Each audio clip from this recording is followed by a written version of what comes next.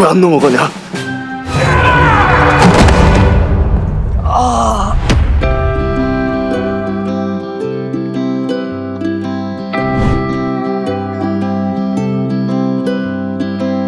Halo teman-teman Storynema, mental sehat. Seperti biasa buat yang baru gabung di sini, selamat karena kalian hidup. Kali ini Nema mau ngelanjutin alur High School Return of a Gangster part ketiga nih men. Nah, karena ada banyak episode, Nema sama Cak Seto bakal jadiin beberapa part dulu baru full episode, dan linknya bakal Nema taruh di kolom deskripsi. Buat yang udah subscribe maupun berlangganan, aku padamu. Dan buat Belsomers yang requestannya belum diturutin, sing sabar yo men, permen. Oke, langsung aja lah ya. Tarik napas dalam-dalam dan bumper dulu.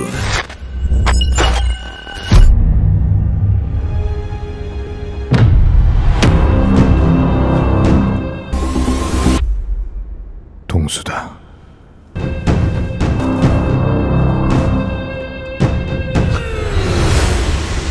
동수야.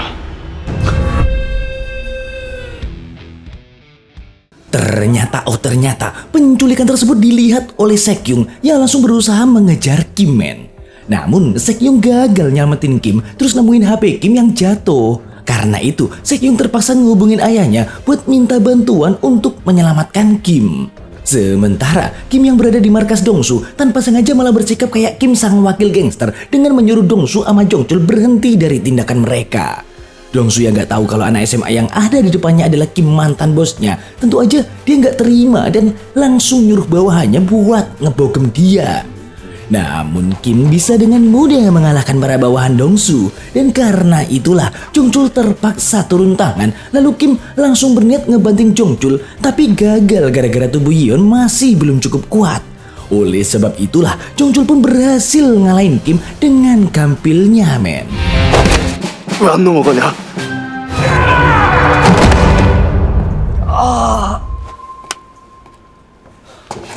Sedangkan di sekolah, Jaemin udah tobat dikit gitu dan menuruti perkataan Kim untuk beres-beres di sekolah. Namun gak lama, dia didatangi sama para bawahannya yang menanyakan lokasi rumah Minso. Soalnya mereka dapat perintah buat ngumpul di lokasi itu sebagai syarat biar diterima jadi anggota geng Dongsu. Tentu aja tujuan Dongsu ngelakuin itu buat nyulik Minso lagi men. Tapi Jaemin pura-pura gak tahu lokasi rumah Minso, soalnya dia tahu kalau Minso adalah ibu Yihon. Karena itulah para bawahannya pun langsung mengejar Jaemin, soalnya Jaemin juga jadi target untuk ditangkap gara-gara kabur pas disuruh Dongsu nyulik Minso kemarin.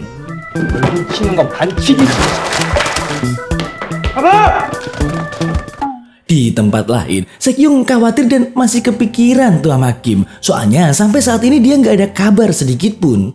Sampai nggak lama, Sekyung tiba-tiba diajak Jaemin kabur gara-gara dikejar sama para bawahannya. Tapi untungnya mereka berhasil bersembunyi dan Jaemin langsung ngasih tahu Sekyung tentang geng Dongsu yang berencana menculik ibu Yeon lagi.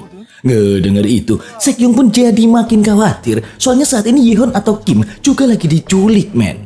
Gak cuman itu, Jaemin juga ngasih tahu Sekyung mungkin saat ini Kim lagi disekap di sebuah hotel gitu. Soalnya para bawahan Jaemin sempat bilang kalau mereka juga bakal ngebawa Jaemin ke sana kalau berhasil ditangkap. Karena situasi makin keruh ya kan, dengan cerdiknya Sekyung langsung ngehubungin sopir pribadi Yeon agar memperketat keamanan rumah. Habis itu Sekyung meminta Jaemin untuk pergi ke hotel yang disebutkan tadi untuk menolong Kim. Namun karena Jaemin takut dan ngerasa kalau hal itu sangatlah berbahaya, dia malah nolak, yang membuat Sekyung kesel dengan sikap si kampret pengecut Jaemin ini men. Soalnya dia cuman mentingin dirinya sendiri, padahal Yeon atau Kim udah berbuat baik kepadanya. Karena nggak ada pilihan lain, Sekyung pun memutuskan untuk pergi sendiri ke tempat Kim berada. 영철아, 재민이가 보고 싶단다. Oke, balik lagi ke Kim nih men. Kim yang baru tersadar pun langsung disambut oleh Dongsu yang segera mengkonfirmasi kepada Yeon kenapa dia bisa punya teknik bertarung yang sama persis kayak Kim. Sambil agak songong ya kan, Kim ini ngejawab men kalau dia emang terlahir dengan kemampuan gelut kayak gitu. Ngedenger itu, Dongsu pun naik pitam karena ngerasa gak dihargain gitu sama bocah SMA. Namun bukannya takut, Kim malah bilang ke Dongsu kalau seharusnya Dongsu malu setelah ngebentuk geng baru dan mengkhianati ketua Chilsung. Sebenarnya Dongsu pengen ngabisin Kim yang dianggap cuma bocah SMA men. Namun dia nggak bisa ngelakuin itu, soalnya Mikyung nggak ngebolehin dia ngabisin Yihon. Karena itulah Dongsu mencoba bersabar menghadapi Kim dengan ngasih tahu alasannya ngebentuk geng baru itu, yaitu karena geng lamanya yang diketuai Chilsung udah hancur gara-gara geng saingan mereka bersatu terus nyerang ketua Chilsung setelah Kim diberitakan meninggoy. Mengetahui apa yang terjadi sebenarnya, Kim pun merenung sejenak karena gara-gara dia meninggoy semuanya jadi kacau balau men. Nah, karena Kim gak mau Dongsu ikut terseret dalam kekacauan ini, dia pun meminta Dongsu untuk berhenti dari bisnis haram yang Dongsu geluti saat ini. Selain itu, Dongsu juga disuruh untuk membubarkan gengnya supaya masalah bisa cepat kelar. Tapi Dongsu malah kesel men, soalnya ngelihat Yehon yang berlagak kayak Kim. Namun lagi-lagi dia nggak bisa ngapa-ngapain karena keinget pesan Mikyung. Kim yang udah kehabisan kata-kata buat ngasih tahu Dongsu kalau dia adalah Kim, dia pun ngeluarin senjata terakhir dengan bilang kalau dia tahu rahasia Dongsu yang selalu menyembunyikan rasa sakit di kakinya gara-gara insiden masa lalu. Tentu aja Dongsu kaget dan bertanya-tanya siapakah Yihon sebenarnya. Soalnya rahasia itu cuma diketahui Jongchul sama Kim doang men. Sementara di luar, akhirnya Sekyung udah sampai di lokasi dan ternyata ayahnya juga ikut nyusul Sekyung men. Hal itu emang direncanain Sekyung supaya sang ayah bisa ngebantu nyelamatin Kim. Namun gak lama, Kim malah keluar dengan santuy dan keadaannya juga baik-baik aja gitu. Ya bisa dipastikan Sekyung pun langsung ngerasa lega men. Namun karena ayah Sekyung udah terlanjur ada di sana, dia pun akhirnya menuruti permintaan Sekyung dengan mendatangi Dongsu. Kemudian dia meminta Dongsu untuk menghentikan rencananya menculik Minsu karena kalau enggak ayah Sekyung bakal bertindak menggunakan kekuasaannya sebagai jaksa agung. Karena itulah Dongsu jadi pusing 7 keliling karena sekarang urusannya jadi ngelebar kemana-mana. Maka dari itu dia pun nelpon Jongchul yang saat ini lagi di rumah Minsu men. Dongsu nyuruh Jongchul untuk segera menarik semua anak buahnya mundur yang tentu aja hal itu bikin Mikyung marah. Sebab Dongsu gagal nyulik Minsu untuk kedua kalinya. Gara-gara itu, Mikyung memarahi Dongsu dan menyuruhnya untuk segera bertindak apapun caranya. Karena faktanya, Dongsu ini punya hutang budi ke Mikyung men. Yaitu Mikyung pernah nolongin Dongsu pas Dongsu lagi kebingungan ngebayar biaya rumah sakit buat nolong ketua Chilsung yang terluka parah akibat serangan geng saingan mereka. Karena itu, Dongsu meminta kesempatan terakhir ke Mikyung untuk menculik Minsu apapun resikonya. Namun di sisi lain, Dongsu masih kepikiran tuh sama Yihon, soalnya ada sesuatu yang janggal pas ngobrol tadi. Seperti yang kita tahu, Yihon ini seolah-olah mengetahui semua hal tentang Dongsu. Dan ternyata gak cuma Dongsu doang men yang ngerasain gitu. Soalnya Jongchul juga ngerasain hal yang sama kayak Dongsu. 가족 있는 거 걸리면 위험하니까 숨겨놓은 애 아니까. 형님 아들 아이다. Oke, pas udah di rumah, Kim berniat ngehubungin Sekyung buat ngucapin terima kasih atas bantuannya tadi. Tapi entah apa yang terjadi, Sekyung gak bisa dihubungi dan HP-nya gak aktif men. Selain itu, Sekyung juga gak datang ke tempat belajar bareng dan bahkan gak masuk sekolah. Namun pas pulang sekolah, Sekyung langsung mencegat Kim terus ngejelasin tentang keadaannya saat ini. Faktanya, gara-gara kejadian kemarin, ayah Sekyung yang overprotective menyuruhnya untuk ganti nomor HP dan gak dibolehin lagi temenan sama Kim. Soalnya Kim dianggap ngasih pengaruh buruk ke Sekyung. Dan sebagai gantinya, ayah Sekyung nyuruh Sekyung untuk berteman sama Jaehoon, ketua basket yang pernah dikalahin Kim. Soalnya ayah Sekyung menganggap Jaehoon adalah murid berkualitas yang setara sama Sekyung. Ya karena diketahui Jaehoon ini adalah anaknya seorang menteri. Ya dengar itu semua, Kim pun nggak mempermasalahkan hal itu dan menyuruh Sekyung agar menjauhinya supaya bisa deket sama Jaehoon. Karena itulah kini Sekyung nggak deket lagi sama Kim dan bareng sama Jaehoon terus, bahkan belajar bareng juga men. Habis itu Kim menanyakan keberadaan Jaemin ke para bawahan Jaemin, soalnya Jaemin nggak masuk sekolah. Namun bawaan si kampret Jaemin ini malah kayak nggak peduli. Karena itu, Kim pun mulai kepikiran, namun menariknya, tiba-tiba teman-teman cewek Kim ngajak foto bareng sekelas di taman sekolah, men. Awalnya sih, Kim nolak ajakan ketiga cewek itu, tapi karena hal itu adalah kewajiban buat kenang-kenangan semasa SMA, Kim pun langsung antusias melakukan sesi foto kelas tersebut. Seperti yang kita tahu, hal itu adalah pengalaman pertama bagi Kim. Soalnya dia dulu gak pernah sekolah kan men. Nah karena Kim emang bebek-bebek jadul, jadi dia cuma punya satu pose aja tuh men. Tentu aja hal itu pun ngebikin temen-temennya keheranan, soalnya Kim kelihatan kaku banget kayak bebek-bebek. Meski begitu, ada seorang cewek yang nganggap Kim ini keren karena berbeda dengan murid yang lain. Cupu. 한 번 더.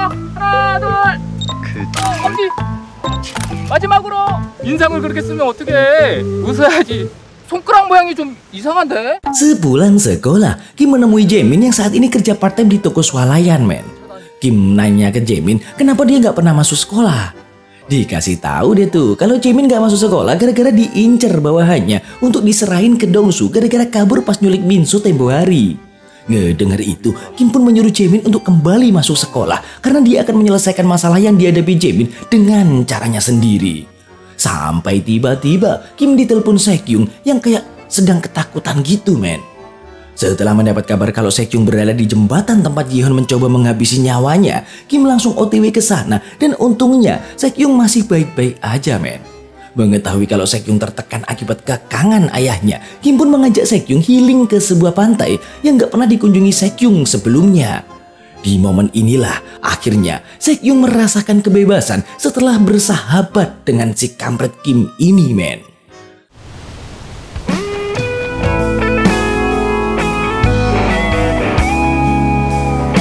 Namun siapa sangka ternyata kebersamaan mereka ini diikuti oleh Dongsu sama Jongchul. Soalnya mereka penasaran tuh sama Yihon yang seolah-olah mengetahui semua rahasia mereka. Mereka juga kembali menemukan hal aneh saat mengikuti Kim sama Sekyung yang menginap ke hotel langganan Kim dulu. Sang pemilik penginapan ngasih tahu Dongsu sama Jongchul kalau Yihon mengetahui rahasianya yang cuma diketahui Kim doang, men. Hal itu membuat Dongsu sama Jongchul semakin bertanya-tanya. Sebenarnya ada hubungan apa sih Yeon sama Kim ini? Dan pas malam udah larut, Sekyung curhat ke Kim tentang masa lalunya yang selalu dikekang parah dan diperlakukan kasar sama ayahnya. Bahkan cuman gara-gara urusan sepele aja, ayahnya selalu bertindak berlebihan, men, ke Sekyung. Oleh sebab itulah Sekyung jadi menderita depresi dini dan psikologisnya terganggu kayak kena mental lah ya. Selain itu, alasan Sekyung mencoba untuk mengakhiri nyawanya sendiri tadi adalah gara-gara Jaehoon mengirim foto mereka pas lagi bareng di sekolah.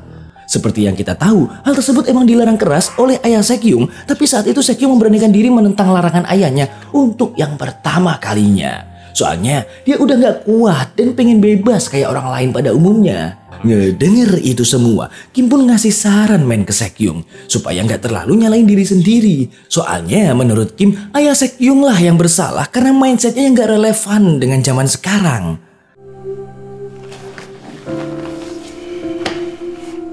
좋은 어른한테 나 같은 자식을 바로 키우는 유일한 방법이라고 생각해서 그러는 걸 거다. 아버지도 잘 몰라서 그러는 걸 거다. Oke, begitu Sekyung udah tidur, Kim nulis ke catatannya tentang targetnya yang lain, yaitu membebaskan Sekyung dari ayahnya yang overprotective, men. Nah, sebagai langkah awal, Kim ngambil HP Sekyung buat nelpon ke ayah Sekyung. Niat Kim sih baik, men, buat ngabarin kalau Sekyung ini lagi sama dia dan biar ayah Sekyung gak khawatir gitu. Namun tentu aja ayah Sekyung malah ngamuk-ngamuk, soalnya hal yang dia larang malah dilanggar sama Sekyung. 당장 깨워서 와서 빌라고 해. 받아보고 바람 좀 쐈더니 피곤했던 모양이네. 너무 씨. Dan besok paginya, Kim nelpon Jongchul sama Dongsu yang ternyata juga nginep di hotel yang sama, men. Si Kim ini ngajak mereka ketemuan di sebuah restoran yang gak jauh dari sana. Si kampret Jongchul yang nyawanya masih belum lengkap langsung ngeiyain, soalnya dia kira yang nelpon adalah Kim atasannya. Karena itulah dia langsung membangunkan Dongsu untuk bersiap-siap menemui Kim. Sampai akhirnya mereka berdua pun sadar kalau yang nelpon barusan adalah Yihon, bukannya Kim. Gara-gara itu mereka berdua jadi kembali ngerasa heran kenapa mereka ngerasa seolah-olah Yihon ini adalah Kim yang harus mereka hormati. Singkat kata, singkat cerita, mereka akhirnya datang ke restoran yang tadi Kim bilang, men. Awalnya sih Jongchul masih emosi, soalnya Yihon nyuruh-nyuruh dia mulu, yang bikin dia ngerasa gak dihormatin sama bocah SMA. Namun, Kim langsung menceritakan semua rahasia tentang Dongsu sama Jongchul yang cuma diketahui oleh Kim, men. Pertama-tama, Kim ngebuka rahasia tentang latar belakang Jongchul yang memiliki ayah seorang petani. Yang mana ayah Jongchul juga pernah dibeliin tanah sama Kim, namun sekarang ayah Jongchul udah almarhum. Selain itu, adik Jongchul juga pernah dirawat selama berbulan-bulan di rumah sakit dan Kim lah yang ngebiayain pengobatan itu. Ngedenger semua ocehan dari Kim itu, Jongchul pun langsung terdiam, men. Sampai kemudian Kim pun lanjut menceritakan rahasia Dongsu. Kim bilang pertama kali dia ketemu sama Dongsu adalah saat Dongsu kelaparan karena nggak punya duit. Lagi-lagi Kim lah yang nraktir Dongsu makan dan hal itulah yang membuat Dongsu ngerasa berhutang budi kepada Kim hingga akhirnya memutuskan untuk menjadi bawahan Kim. Abis ngasih tahu semua itu, Kim berpikir kalau Dongsu sama Jongchul udah nganggep kalau Kim ini beneran bukan Yihon si bocah SMA. Tapi hal itu ternyata salah, men. Soalnya Dongsu sama Jongchul malah berpikir kalau Yihon adalah anak Kim yang gak mereka ketahui. Kim yang udah capek ngejelasin panjang lebar, akhirnya ngeiyain doang, men. Setelah mengetahui hal itu, Dongsu sama Jongchul pun berjanji akan menuruti apapun perintahnya Yihon yang mereka anggap adalah anaknya Kim. Sampai kemudian Sekyung pun akhirnya datang dan mereka pun sarapan bareng, men.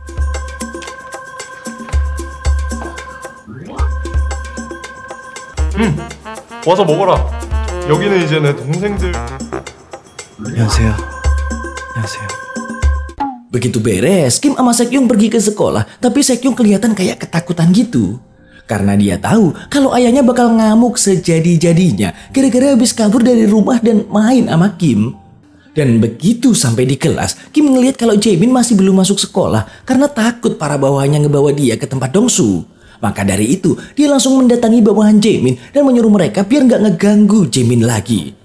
Nah, biar mereka mau nurut, Kim nelpon Jongchul di depan para bawahan Jaemin dan menyuruh Jongchul untuk menghentikan anak buah Jaemin. Soalnya masalah itu udah dianggap beres. Ngedengar itu, para bawahan Jaemin terpaksa menuruti perkataan Kim, tapi sebagian dari mereka nggak terima karena masih pengen nangkep Jaemin dengan harapan bisa diterima menjadi member gengnya Dongsu.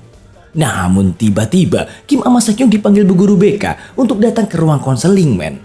Ternyata di sana udah ada ayah Sekyung yang udah nungguin mereka berdua. Karena jengkel banget sama si Kim, ayah Sekyung mencoba bertindak kasar tuh ke Kim karena dianggap mempengaruhi Sekyung yang sebelumnya selalu nurut dan juga taat kepadanya. Tapi Kim malah menantang balik ayah Sekyung dengan bilang kalau kebebasan adalah hak setiap orang. Dan begitu ngelihat ketegangan antara Kim dan ayahnya, Sekyung pun tiba-tiba pusing dan pingsan, men. 송이현이한테 끌려왔다고 얘기하면 돼. Bu guru pun dengan sigap langsung membawa Sekyung ke UKS untuk mendapatkan pertolongan pertama. Lalu bu guru menyarankan ayah Sekyung agar Sekyung dirawat di rumah sakit, tapi ayah Sekyung malah nolak, men. Seolah-olah udah tahu kalau kondisi Sekyung akan baik-baik aja setelah beristirahat dengan cukup. Ngedenger itu, Kim pun mulai emosi terus meminta ayah Sekyung untuk berbicara empat mata di tempat lain. Dan begitu udah berdua, tanpa ragu, Kim bilang kalau tindakan ayah Sekyung yang dilakukan ke Sekyung selama ini sangatlah overprotective dan udah kebangetan. Menurut Kim, hal itu sangat buruk bagi psikologi Sekyung dan hal tersebut juga udah dilarang oleh pemerintah soalnya udah termasuk tindakan kriminal jika terus dilakukan. Ngedenger perkataan Kim yang sok tua dan sok menggurui, bukannya sadar atau introspeksi diri, ayah Sekyung ini malah makin ngamuk dan mencoba ngajar Kim, men. Tentu aja, Kim bisa dengan sangat mudah menangkis pukulan ayah Sekyung. Di momen itulah, Kim berusaha menyadarkan ayah Sekyung supaya mau mengakui kalau tindakannya ke Sekyung selama ini adalah tindakan yang salah. Ngedengar itu, ayah Sekyung pun langsung tertunduk seakan-akan merenungi semua kesalahannya, men. Oke, Kim menemui Sekyung yang udah enakan untuk menyemangatinya supaya bisa balik semangat kayak dulu. Sekyung yang ngerasa kalau Kim sangat peduli, dia pun berjanji akan membalas kebaikan Kim dengan cara membantu Kim dalam urusan belajar. Dan karena itulah, kini Kim sama Sekyung jadi deket lagi yang membuat Jaehoon iri, men. Maka dari itu, Jaehoon nyoba buat ikut nimbrung pas mereka lagi makan. Lalu Sekyung yang sebelumnya nggak pernah berani bertindak, kini mulai berani menolak dan mengusir Jaehoon supaya nggak ikut nimbrung lagi. 너네 사진 찍었더라. 아버지가 말씀하시기도 전에 네가 먼저 준 거네.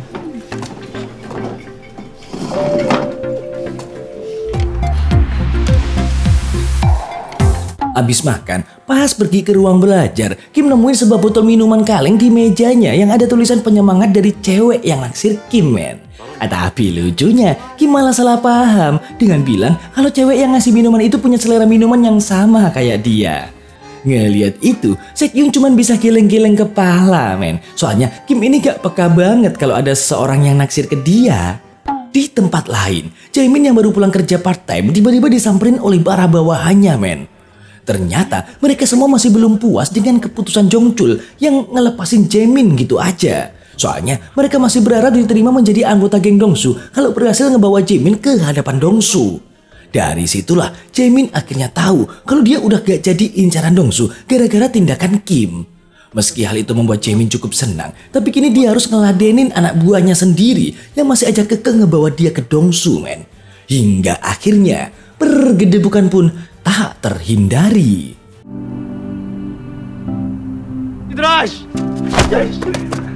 Keesokan harinya, di rumah Kim, tiba-tiba Ibu Yehon terlihat sangat histeris karena obat yang biasa dia konsumsi habis, men. Ngelihat tingkah Ibu Yehon yang udah kayak orang sakau, Kim pun nyoba buat nenangin Ibu Yehon dengan berjanji akan membelikan obat Minsu di apotik. Namun sesampainya di apotik, sesuatu hal tak terduga terungkap, men. Faktanya, obat yang dikasih Mik Yung untuk dikonsumsi Ibu Yehon adalah obat keras yang sangat berbahaya kalau dikonsumsi secara terus-menerus. Soalnya, efek obat itu bisa ngebikin orang kecanduan dan akhirnya bisa berujung ODGJ. Mengetahui kelakuan Mik Yung yang sangat keterlaluan, tentu aja Kim naik pitam, men, dan langsung nelpon Dongsu sama Jongchul supaya nyerahin Mik Yung kepadanya. Soalnya tindakan Mik Yung udah kayak orang gak berakal lagi. Ngedengar semua itu, Dongsu pun ngejelasin kalau dia gak bisa nurutin permintaan Kim sebab Mik Yung adalah orang yang sangat-sangat teliti. Kalau emang Mik Yung pengen ketemu sama Kim, pasti Mik Yung bakal ngehubungin Kim sendiri tanpa disuruh. Kim yang udah kehilangan kesabaran atas ulah Mik Yung, dia pun menyuruh Dongsu untuk membantunya apapun yang terjadi. Dongsu yang ngerasa kalau hal tersebut adalah perintah dari Kim, dia pun mengiyakan perintah tersebut. Sampai nggak lama, Mik Yung tiba-tiba datang ke sana untuk nanyain tugas yang telah dia perintahkan ke Dongsu sama Jongchul, men. Dongsu yang udah nggak kuat sama kelakuan Mik Yung yang sok berkuasa, dia pun akhirnya menyuruh bawahannya untuk menyeret Mik Yung keluar. Dongsu juga bilang kalau dia udah nggak mau lagi tuh berurusan sama Mik Yung. Karena itu, Mik Yung pun ngerasa dikhianati dan langsung merencanakan sesuatu untuk memberi pelajaran Dongsu dan para anggotanya, men.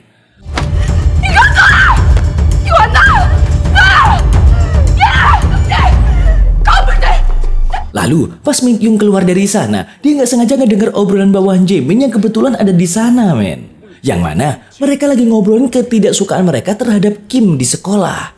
Ngedenger itu, Mik Yung pun langsung memiliki ide dengan memanfaatkan para bawahan Jaemin ini. Dan di keesokan harinya, baru aja masuk kelas, Kim ngerasa ada yang aneh dari teman-temannya. Sampai kemudian 3 temen cewek Kim pun nanyain apa Kim emang udah ngelakuin tindakan ilegal yang ngelanggar peraturan sekolah. Soalnya saat ini Kim jadi gibahan semua orang atas semua perbuatannya. Kim yang emang ngerasa gak ngelakuin kesalahan apapun langsung nanya balik, emang apa sih kesalahan yang ngebikin dia sampai digosipin kayak gitu? Ternyata saat ini komite pendisiplinan akan mengadakan sidang untuk Kim yang ternyata semua itu didalangi oleh Ayah Sekyung gara-gara masih gak terima abis diceramain Kim kemarin, men. Dan seperti yang kita duga, bukannya sadar, Ayah Sekyung malah makin edan dengan mempengaruhi para guru dan orang tua murid untuk mengeluarkan Kim dari sekolah. Parahnya lagi, Ayah Sekyung ini menuduh Kim kalau dia adalah seorang gangster. Kim yang gak ngerasa bersalah pun nyoba buat nelpon Sekyung, tapi lagi-lagi nomor Sekyung udah ganti, men. 결국 이렇게 하시겠다. 네, 압니다. Sampai gak lama, Kim pun dapat telepon dari kantor polisi sebab Kim dituduh sebagai pelaku pembulian murid-murid lain di sekolah. Ternyata bawahan Jaemin lah yang membuat laporan tersebut atas suruhan Mik Yung. Menyadari kalau dia sedang menghadapi masalah yang cukup rumit, bukannya khawatir, Kim malah tersenyum, men. Karena menurutnya dia emang harus serius kalau pengen berhasil mewujudkan semua keinginannya.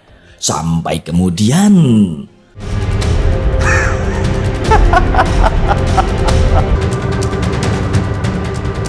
야, 이런 게 적반하장인가? 제대로 붙어보자. bersambung.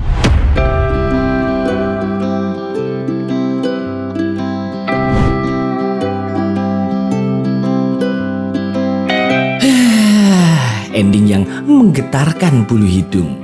Oke, seperti biasa buat para jomblo, segera temukan jodohmu karena daging yang terbelah rasanya lebih nikmat dari telapak tanganmu. Dan kalau ada yang request film untuk diulas, bisa kalian tulis di komentar ya. Bye.